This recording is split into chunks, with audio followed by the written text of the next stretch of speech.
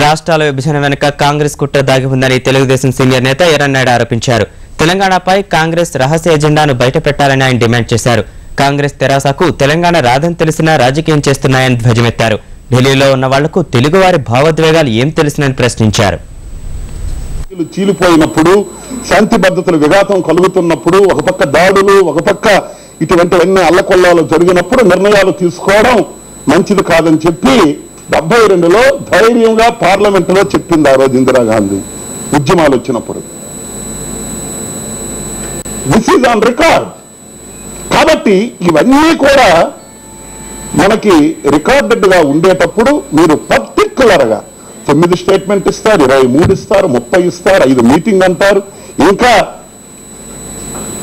మిగతా వాళ్ళతో సంప్రదిస్తామని అంటున్నారు. ఇన్ని చేస్తున్నారు. ఎందుకు అంత కక్షగా అంత పర్టిక్యులర్ గా ఈ తెలుగు రాష్ట్రాన్ని ఈ ఆంధ్రప్రదేశ్ ని విడదీయాలనే సంకల్పం ఎవరికి అర్థం కావడం లేదు.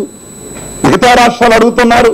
గోకాలాండ్ లో ఈరోజు 9వ తేదీకి అమర నిరాహార దీక్షలు అంతా చేరే అక్కడ కూడా ఆందోళన చేస్తున్నారు. దాని గురించి ఒక్క మాట మాట్లాడరు.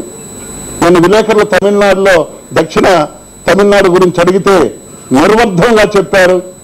ప్రశ్నే లేదు, అవన్నీ పిచ్చి కోతలు అన్నారు.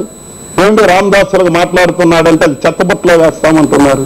ఇప్పుడు మా విషయంకి వచ్చినప్పుడు తెలుగు వాళ్ళ ఐక్యతగా ఉంటున్నప్పుడు 53 సంవత్సరాలు మేము కలిసి ఉన్నప్పుడు మా మీద ఎందుకు ఈ అసూయ?